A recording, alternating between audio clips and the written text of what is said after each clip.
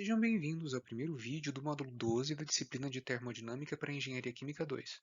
Eu sou o professor Gustavo Maia, do Departamento de Engenharia Química da Universidade Federal de São Carlos. Esse vídeo trata do cálculo das composições de equilíbrio para reações em fase gasosa. Até então, nos módulos anteriores, a gente se preocupou em calcular o valor da constante de equilíbrio utilizando valores tabelados do calor de reação a 298 Kelvin e das energias livres de Gibbs também a 298 Kelvin e eventualmente adaptando esses cálculos para a temperatura reacional do nosso problema. O que a gente vai fazer a partir de agora é estabelecer uma maneira de relacionar esse valor calculado de K com a composição no equilíbrio, que vem da relação do produtório de fugacidades. Para isso, a gente vai utilizar, a substituição do padrão genérico que nós deixamos para a fugacidade padrão do produtório.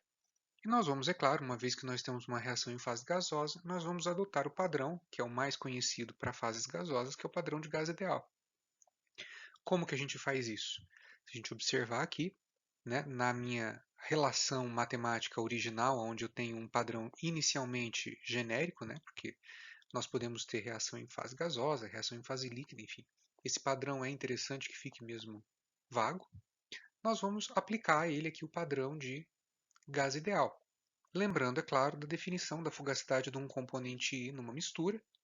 Pode ser escrito em termos da composição, do coeficiente de fugacidade e da pressão do meu sistema. Fazendo as devidas substituições, então nós substituímos na parte de cima aqui, o conceito de fugacidade de um componente em solução. O nosso padrão virou a pressão do estado padrão, e aqui eu preciso fazer um pequeno apontamento. A gente já definiu que o estado padrão, por obrigação, ele tem que ser a 1 bar. Gás ideal a um padrão de 1 bar. Aí você me pergunta, mas por que você não vai aí substituir 1 logo de uma vez, ao invés de deixar esse P com essa bolinha em cima? A gente sabe que essa é a pressão do estado padrão. Acontece que nem sempre a pressão é expressa nas unidades de bar. Se você tiver, por exemplo, o correspondente a 1 bar em quilopascal, o valor da pressão na parte de baixo do denominador não vai ser 1, ele vai ser um valor diferente. Então, na realidade, por mais que o padrão seja de 1 bar, esse 1 bar pode ser escrito em outras unidades. Então, é importante que esse padrão, em princípio, fique identificado aí e que seja substituído dentro das dimensões utilizadas no seu problema apenas no momento de fazer os cálculos. Isso é apenas uma questão de conveniência. Se a sua memória for boa o suficiente e se você achar que não vai se confundir, evidentemente você pode admitir que esse P com o símbolo do padrão em cima, ele pode ser substituído automaticamente por 1 bar. Mas aí, é claro, você se obriga a utilizar as pressões do seu problema e da sua solução, todas em bar também. Nós vamos aqui fazer uma operação, mais uma vez, do produto, como a gente tem o produto dos números estequiométricos aqui, se nós colocarmos a relação pressão por pressão do estado padrão em evidência, note que aqui nós somamos esses coeficientes. Isso aqui é a somatória dos coeficientes estequiométricos. Isso acontece porque nós temos aí uma propriedade dos produtos. Nós, quando colocamos algo assim em evidência em vários produtos, nós somamos os expoentes, uma regrinha da matemática. E aqui nós deixamos em evidência o que sobrou dentro do produtório, a composição juntamente com o coeficiente de fugacidade de um componente em solução. Nós podemos, então, simplificar isso dessa forma, passando o termo de pressão para o outro lado. Note que aqui o sinal está negativo. Tudo bem? Então, nós temos aqui direto uma relação, primeira vez que aparece, primeira vez que nós temos explícita uma relação de composição. Aqui a gente usa a letra Y, porque afinal de contas a gente está lidando com a fase gasosa. Então, a composição por tradição a gente usa a letra Y, poderia utilizar X, não tem problema, mas a gente usa a nossa convenção de letras para facilitar o entendimento. Com a minha constante aqui, que a gente já viu que não é constante coisa nenhuma, ela varia com a temperatura. Essa expressão ela parece um tanto quanto enigmática, tem esse produtório que sempre nos assusta um pouco, mas será que ela não é uma expressão matemática que já é conhecida, não, a gente não conhece isso aqui de algum lugar. Tenham em mente essa expressão quando a gente for evoluir nos próximos slides. Ela parece ser completamente bizarra e desconhecida, mas eu já vou dar uma dica. Se você desconsiderar os coeficientes de fugacidade, vamos imaginar, por exemplo, que a sua reação química, todos os componentes, eles se comportem como gases ideais, ou seja, a pressão do meu sistema é relativamente baixa. Você vai ter um produtório, onde todos os valores dos coeficientes de fugacidade, né, dos φs, aqui, ó, desse índice vai ser tudo 1. Nós vamos ter estes y's na parte de cima do produtório elevado aos expoentes do produto, porque os expoentes do produto são positivos, e nós vamos ter na parte de baixo um monte de outras frações com os números estequiométricos dos reagentes, que são negativos, por isso eles vêm para a parte de baixo. Aqui, pessoal, está a origem daquela expressão que você está acostumado, que é a concentração ou a fração molar de produtos elevado aos seus expoentes dividido pela fração molar dos reagentes elevados aos seus respectivos expoentes. É daqui que vem essa expressão. Tudo bem, eu sei que você não fazia a menor ideia que isso vinha da termodinâmica, né? Pois é, isso tem uma origem. E aqui está a origem dela. Nós vamos eventualmente destrinchar ou utilizar essa expressão mais à frente nos nossos exemplos. Nós podemos fazer algumas simplificações bastante interessantes na expressão que relaciona a composição, os coeficientes de fugacidade e a minha constante de reação, minha constante de equilíbrio, né? Então a gente pode imaginar, por exemplo, adotar a hipótese de que a mistura é uma solução ideal. Se você eventualmente não se recorda muito bem o que é uma solução ideal, basta você se lembrar que a solução ideal é aquela em que os componentes se comportam como um puro.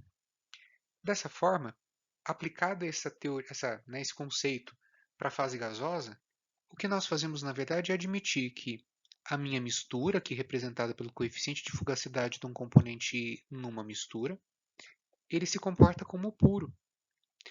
Para a maioria das reações em fase gasosa, para a maioria das misturas gasosas, essa é uma aproximação bastante válida. A adoção de solução ideal como uma referência para líquidos é que é muito complicada. A maioria das soluções líquidas não configura uma solução ideal. Mas soluções ou misturas de vapores ou de gases, elas frequentemente podem se comportar dessa forma. Então, se você fizer os cálculos, por exemplo, dos coeficientes de fugacidade dos componentes como puros e deles como misturas, a diferença na grande maioria dos casos é suficientemente baixa que te permita utilizar essa simplificação. Note que do outro lado do igual não tem mudança nenhuma por enquanto. Nós podemos fazer ainda uma outra simplificação. A gente pode adotar uma hipótese de que, além de ser uma solução ideal, ela é uma solução ideal especial. Ela é uma mistura de um gás ideal. E aí, se ela se comportar como um gás ideal, como eu já disse anteriormente, todos os coeficientes de fugacidade desaparecem e nós temos aquela relação que nós já conhecemos há muito tempo e que eu tenho certeza que vocês não sabiam de onde vinha.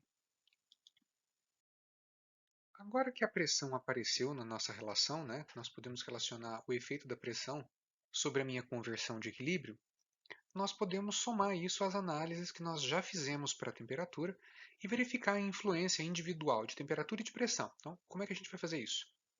No primeiro caso, a gente vai manter a pressão constante e verificar o que o aumento de temperatura traz.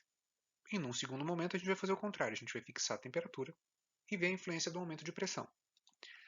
No primeiro caso, né, se eu tenho um ΔH maior do que zero, ou seja, eu tenho uma reação endotérmica, isso significa que a entalpia dos meus produtos é maior do que a entalpia dos meus reagentes, então o meu sistema precisou agregar energia a si. Se eu aumentar a temperatura, que tipo de análise eu posso fazer sobre um sistema numa reação endotérmica? Bom, nós já sabemos que um aumento de temperatura aumenta a constante de equilíbrio numa reação endotérmica. Essas análises já foram feitas em vídeos anteriores. Se eu mantiver a minha pressão constante, como esse produtório aqui ele é igual a K, né? Nós já avaliamos isso no slide anterior. Se o K aumenta, esse produtório obrigatoriamente tem que aumentar também. Se esse produtório aumenta, significa que A parte de cima, lembrando que esse produtório vai virar uma razão, né? Na parte de cima vai virar um produto é, literalmente o produto dos produtos, né? A multiplicação dos produtos, usando um termo melhor. E na parte de baixo, a multiplicação dos reagentes. Se esse termo aumenta, significa que a parte de cima é maior do que a parte de baixo. E isso nos faz crer, nos leva à conclusão de que eu tenho um aumento do grau de avanço e, consequentemente, a minha reação desloca para a direita. Ou seja, minha reação se desloca no sentido de formar produtos. No caso de uma reação endotérmica, ou seja, quando os meus reagentes têm menos energia que os meus quando os meus produtos têm menos energia que os meus reagentes, né, o que configura a liberação de energia do meu sistema, se eu fizer a mesma análise de aumento de temperatura, eu vou observar que eu tenho uma diminuição da minha constante de equilíbrio. Num processo AP constante, caiu o K, esse produtório também cai. Estou falando pela metade aqui as palavras, que coisa horrível. Né? Então, repetindo, se o K ele diminui, eu tenho uma diminuição também nesse produtório. A diminuição no produtório nos faz crer que a multiplicação dos produtos na parte superior da divisão ela é menor ou ela vai diminuir em relação à parte inferior, por isso que há uma diminuição. Então, eu tenho um privilégio aí, eu tenho um aumento da parte de baixo dessa relação entre os produtos, né, produtos dos produtos, como eu já disse antes, e na parte de baixo os produtos dos reagentes. Isso vai nos levar a crer que nós temos uma diminuição do grau de avanço. Então, a sua reação química ela vai se deslocar no sentido de formar reagentes. Aqui eu gostaria de fazer um parênteses, pessoal, que é o seguinte. Existe uma confusão grande entre melhoria ou piora na conversão, que significa você conseguir gerar mais produtos na sua reação química, e a velocidade de reação. É importante destacar que a velocidade de reação ela não é uma propriedade termodinâmica, ela é uma propriedade cinética.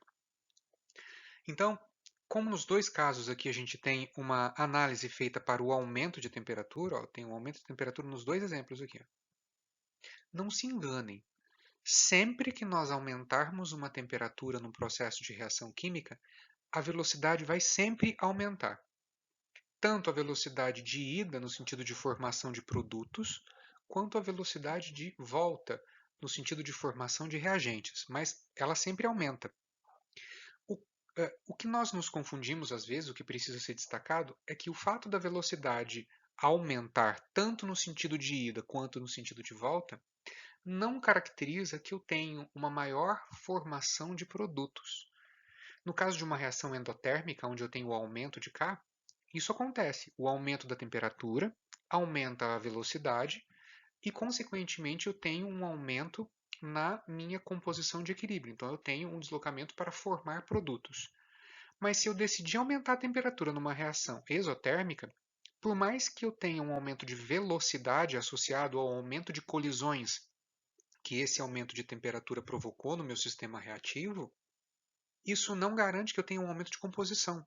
Porque como as duas velocidades aumentam ao mesmo tempo, a velocidade de ida e a de volta, numa reação exotérmica, aumentar a temperatura vai fazer com que a minha velocidade de retorno, né, de formação de reagentes, ela seja mais, ela seja mais significativa do que o aumento na velocidade para a formação de produtos. Então, eu tenho velocidades maiores, mas eu tenho uma composição no equilíbrio desfavorável em relação a temperaturas menores, porque eu tenho uma reação que está se deslocando para a esquerda. Eu estou formando reagentes ao invés de formar produtos. Tudo bem? Dando continuidade, a gente vai fazer a análise para a pressão. Eu tenho aqui um processo onde eu tenho uma somatória dos números estequiométricos menor do que zero. Lembrando em conta que essa somatória aqui, no fim das contas, ela é um delta, né? Esses números estequiométricos eles são negativos para reagente e eles são positivos para produtos. Então, o que poderia fazer, então? Né? O que poderia ser um exemplo de uma reação química onde você tem o número estequiométrico, a soma dos números estequiométricos, um valor negativo? Uma reação que estequiometricamente tenha mais reagentes do que produtos. Então, é uma reação de síntese, por exemplo, onde 1 mol de uma substância A com 1 mol de uma substância B ela sintetize uma substância C, né? Então nós temos aí menos 1, porque são dois reagentes com 1 mol, e eu teria um produto formando 1 mol. Então, menos 1, mais 1, eu tenho um número negativo aí como exemplo. Se eu mantiver a temperatura constante e eu resolver pressurizar esse sistema, resolver aumentar a pressão, eu vou automaticamente deslocar a minha, né, reação química para a direita. Eu tenho um aumento desse produtório. Por que que isso acontece? Porque quando nós aumentamos a pressão, ela vem acompanhada de um número estequiométrico total negativo. Se vocês olharem no slide anterior, a constante de equilíbrio, o K, ele está multiplicado por uma razão entre a pressão do seu sistema e a pressão do estado padrão, que pode aí de repente ser 1 bar se a gente tiver coerência dimensional. Acontece que essa relação de pressão ela está elevada a menos o número estequiométrico total. Se o número estequiométrico total é negativo, com o sinal de negativo da equação ele vai ficar positivo, então eu tenho um valor que vai multiplicar, um fator de multiplicação que vai aumentar, né, a parte da equação aonde está o K. Fazendo esse aumento, eu aumento obrigatoriamente o produtório e, consequentemente, eu aumento o grau de avanço. A análise contrária também é feita quando eu tenho um número estequiométrico positivo. Né? Se eu tenho um número estequiométrico positivo, a razão entre a pressão do seu sistema e a pressão do padrão, elevada a um número estequiométrico total com um sinal de menos, como isso aqui é positivo, esse sinal vai ficar negativo. Então eu vou ter uma inversão, né? Vai ficar o P0 em cima e o P embaixo, que eu vou trocar o sinal. E aí, todas as vezes que eu aumentar a pressão, eu estou aumentando o meu denominador e não o meu numerador mais. Isso vai fazer com que eu multiplique o meu K por um valor fracionado e, consequentemente, fazendo com que esse produtório inteiro diminua em magnitude, fazendo com que o meu grau de avanço caia e eu tenha aí um deslocamento para a formação de reagentes. É claro que isso daqui é muito confuso se você simplesmente assistir esse vídeo uma única vez. Minha recomendação para esse slide em especial é: ouça ele novamente, caso você tenha se confundido, parte a parte. E se você preferir, note, nós temos aqui uma análise de aumento de pressão e uma análise de aumento de temperatura. Você pode tentar realizar aí na sua casa, no seu ambiente de estudo, uma análise ao contrário. Se você diminuir a temperatura e se você diminuir a pressão, qual é o efeito que isso gera? Compare os resultados com o que a gente discutiu e veja se eles estão coerentes. O importante é que você não saia desse slide com confusão. Então, se precisar, retorne a ele, assista o slide inteiro novamente para tentar estabelecer uma relação de lógica entre as propriedades temperatura e pressão no que se refere a reações químicas no equilíbrio. Para que a gente veja que esses cálculos não são um bicho de sete cabeças e nada que uma boa estrutura de solução não resolva, a gente vai fazer um exemplo. Né? A gente vai verificar qual é a conversão no equilíbrio, que é o mesmo que conversão máxima, né, para uma dada temperatura e pressão, do etileno para etanol através da hidratação na fase vapor. Aqui está a reação. Né? Então nós temos aqui etileno mais água formando etanol. E nós temos para isso uma razão inicial entre vapor de água e etileno igual a 5. Isso significa que você tem 5 vezes mais vapor de água do que etileno em número de mols. Então, é como se você tivesse 5 mols de água para 1 mol de etileno. Como que a gente resolve esse problema? Então, vamos tentar aqui estabelecer uma sequência lógica para a gente não se confundir e não ter medo de resolver problemas desse tipo, tá? A primeira informação que a gente precisa determinar é calcular o valor de K, da constante de equilíbrio. Para esse mesmo problema, esse processo já foi realizado nos vídeos do módulo 11. Então, não caberia repetir os cálculos, eles já estão bem descritos e bem explicados no módulo 11, então a gente vai admitir que, para efeito de determinação de valores da constante de equilíbrio, você já sabe fazer isso utilizando os calores de reação padrão e a energia livre de Gibbs padrão e fazendo suas eventuais alterações para o efeito de temperatura. Então, não há nenhuma novidade aqui. Então, eu vou pular a etapa de cálculo, que seria a realização aí do cálculo do valor de K. Para essa temperatura estipulada, se você efetuar os cálculos, e eu sugiro, é claro, que você faça esses cálculos em casa, você atinge um valor de K de 10,02 vezes 10 a menos 3. Né?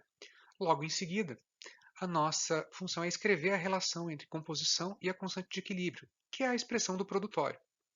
Veja, aqui eu estou abrindo mais a minha equação. Então, eu vou efetivamente abrir o meu produto. Então, eu tenho aqui composição, né, de etanol. O etanol é meu produto, por isso que ele está na parte superior da minha razão aqui, vezes o meu coeficiente de fugacidade do etanol. Note que ele está aqui sem o chapéuzinho, né? Eu estou considerando aqui o etanol puro, e isso está sendo feito porque eu estou considerando que a fase gasosa é uma solução ideal, ou seja, os componentes individualmente se comportam como se fossem puros, né? Não precisa calcular aí o efeito de mistura para a fase gasosa em termos do seu coeficiente de fugacidade. Na parte de baixo aqui nós temos o etileno, né? Mais o seu coeficiente, e aqui nós temos a água, né? Então, isso aqui nada mais é do que, né, produto sobre reagente, cada um elevado a seus números estequiométricos. Né? Aqui está elevado, na parte de baixo tem uns valores de 1 escondido aqui, né? Que obviamente era menos 1, ficou 1 porque nós estamos no denominador. E na parte de cima eu tenho 1 também. Aqui nós temos a minha pressão do meu sistema, que foi dado no enunciado que é 35 bar. Então, é claro, como está dado em bar, minha pressão do estado padrão aqui vai ser 1 bar, esse P0 vai desaparecer em breve. O K nós já calculamos, de acordo com o que a gente já sabe. Então, já substitui o valor de K aqui dentro. Tudo bem? Dando continuidade, então, nós vamos passar para a etapa 3, que é calcular os coeficientes de fugacidade. Mas aqui nós temos uma notícia boa. A gente vai calcular os coeficientes de fugacidade dos puros e não da mistura, que precisaria, é claro, do uso de coeficientes cruzados, que eu sei que deixa o cálculo um pouco mais complicado. Então aqui não vai precisar, nós podemos utilizar a correlação de Pitzer, por exemplo, de uma maneira direta. Você também tem a opção de utilizar as correlações de Lee-Kessler via tabela. Aqui nós vamos optar por calcular via correlação de Pitzer. A gente pode considerar, claro, a fase vapor como uma solução ideal. Isso já foi feito no slide anterior, quando a gente ilustrou os coeficientes de fugacidade sem os seus chapeuzinhos. E aí a gente vai fazer o cálculo. Lembrando que para isso a gente tem já vídeos de módulos anteriores que vocês já têm acesso. Não é nenhuma novidade o cálculo disso aqui para vocês, mas nós pegamos, é claro, os dados da tabela, né? Temperatura crítica, pressão crítica, fator acêntrico, temperatura reduzida e pressão reduzida. Aqui nós calculamos o coeficiente B e o B1 para as substâncias puras. Nós temos aqui a coletânea de números estequiométricos. Eu não preciso nem lembrar vocês, pessoal, que executar problemas dessa natureza em planilhas do Excel é extremamente simples, ou mesmo em outros softwares como Maple, MATLAB. Se você tiver uma rotina que faça esses cálculos, é muito, muito, muito mais fácil do que fazer isso aqui, obviamente, no braço, né? Então, a gente vai resgatar a expressão do meu slide anterior, né? Já com as devidas substituições, eu tenho aqui a substituição do número estequiométrico. Note que o valor aqui está 1, porque eu tenho uma reação de síntese, né? Eu tenho etileno com água para formar etanol, então eu tenho dois reagentes para formar um produto. Então, esse número é originalmente menos 1, mas essa fórmula tem um sinal de negativo da fórmula. O sinal de negativo da fórmula com o número estequiométrico negativo dessa reação dá um valor positivo. Né? Nós vamos então substituir aqui dentro os valores calculados para coeficientes de fugacidade e a pressão, juntamente com a pressão no estado padrão. Então, vamos prosseguir para o próximo slide para finalizar o nosso problema. Nesse sentido, a última etapa é justamente escrever as relações entre a composição e o grau de avanço. Né? Nota também, como eu já disse antes, que o enunciado ele informa que há 5 partes de água para uma parte de etileno, o que dá 6 mols iniciais. Então, a gente vai escrever as relações matemáticas, aquelas que a gente aprendeu lá no módulo 10. Então, nós temos aqui a expressão que relaciona a composição com grau de avanço no equilíbrio para o etileno, para a água e para o etanol. Caso você não se recorde, lembrando que isso aqui é um número de mols inicial, né? Esse é o número de mols inicial total. Esse sinal de menos aqui é o número estequiométrico total, que tem um menos 1 aqui escondido, e ele multiplica o grau de avanço. Então, O denominador ele é sempre igual nessas relações. A parte de cima nós temos 1 mol inicial de etileno, 5 mols iniciais de água e nenhum mol de etanol. Nós estamos começando aí apenas com reagentes. Por fim, agora que a gente tem a relação, é calcular o grau de avanço e depois substituir nas equações da etapa 4 para a gente calcular as composições. Então, fazendo as devidas substituições, né, fazendo o cálculo, né, essa multiplicação, juntamente com os números de multiplicação dos coeficientes de fugacidade que foram passados para o lado de lá da minha equação, né, dá esse valor. O que a gente vai fazer agora é reorganizar, substituir onde tem a composição do etanol pela sua respectiva expressão matemática em função do grau de avanço. E isso aqui, se a gente resolver essa expressão aqui, pessoal, né, se a gente puder multiplicar, enfim, reorganizar ela, ela vai produzir um polinômio de grau 2, ela vai ser um polinômio simples. Aí você vai me perguntar, mas o polinômio, quando a gente resolve, a gente tem duas raízes, sempre tem duas raízes. Como que eu vou saber qual é a resposta correta? Em problemas desse tipo, pessoal, uma raiz ela vai ser sempre maior do que 1, ou negativa, dependendo do caso, e a outra raiz ela vai ser um valor entre 0 e 1. Então, como não existe grau de avanço acima de 1, você já sabe automaticamente qual que é a raiz adequada para se empregar como valor de grau de avanço. Você descarta a raiz que for maior do que 1 ou que eventualmente for negativa. Nesse aspecto, efetuando esse cálculo, nós chegamos a um grau de avanço de 0,23, né? E substituindo esse valor nessas expressões aqui, ó, nós chegamos a um conjunto de composições aqui, onde nós temos muita água no sistema ainda depois da reação, né? Nós temos aí 0,826 de fração molar, ou seja, nós temos 83% em mol de água, se a gente for pensar dessa forma. Temos ali uma quantidade bem pouco significativa de etanol, ou seja, o ideal seria a gente mudar esse sistema aqui, né, para poder melhorar lá a constante de equilíbrio, eventualmente conseguir talvez uma relação que dê uma composição de etanol melhor. Né? Aparentemente, ou seja, sem fazer um estudo de impacto econômico e tudo mais, isso aqui parece uma reação química que não deu muito certo. Né? Eu tenho pouquíssimo etanol produzido nessas condições operacionais. Nós terminamos aqui o nosso exemplo, né? As análises relativas a ele ou algum aprofundamento está descrito na nossa bibliografia, ele é um exemplo resolvido no nosso livro, que você pode consultar tanto esse vídeo quanto o exemplo para maiores esclarecimentos, caso você tenha ficado com alguma dúvida. Reforço o pedido para que entre em contato comigo, caso você tenha alguma dúvida em relação a esses slides. E, é claro, fica o meu agradecimento e eu vejo vocês no próximo. Até logo!